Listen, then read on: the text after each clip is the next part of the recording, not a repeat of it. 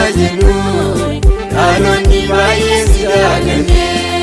Fuularara nutti agarsiisi Nuun kenni namaaf dabarsite Barri keenya kun ulfaataadha Garaan kee nutti jabaatime Fuularara nutti agarsiisi Nuun kenni namaaf dabarsite Barri keenya kun ulfaataadha Garaan kee nutti jabaatime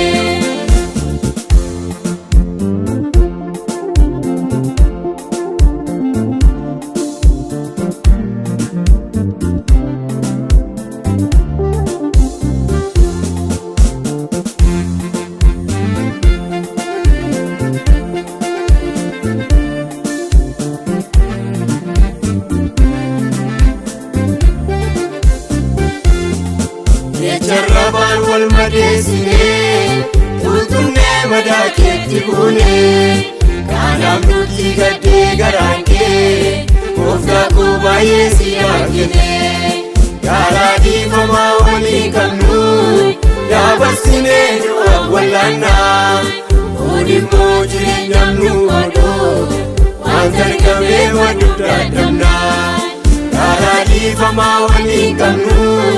Dabarsinee du'aaf wallaannaa Kun immoo jireenyaan nu godhu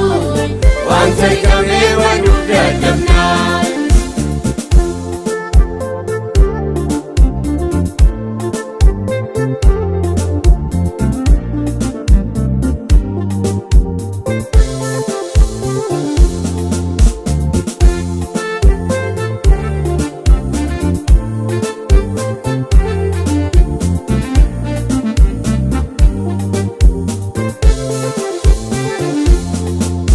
Sadakuuf jirra meenuti Galgalli keenya harkaa eenyuti Kontaamee dhaabannee of ilaalaa Aduu keenya toluttiini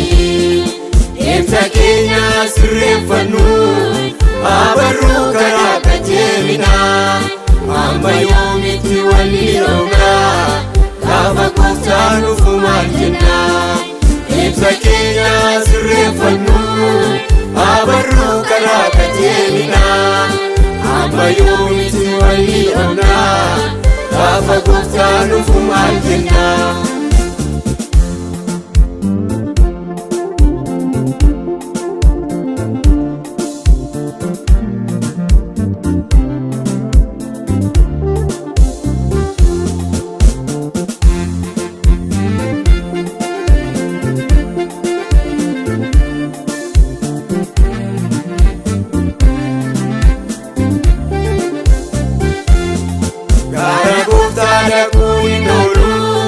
Gaatii hojii keenyaa mirgannaa Miirraa korree ofaa ilaallu Dhaalonni maal gochaa akka jirru Jaallinni qaroomaa fakkaatee Waan dhufuu deemaa bohaatti Ifadhaa jennee deemna malee Dukkanaan liqimsamuu nuti Jaallinni qaroomaa fakkaatee Waan dhufuu deemaa bohaatti Ifadhaa jennee deemna malee Dukkanaan liqimsamuu nuti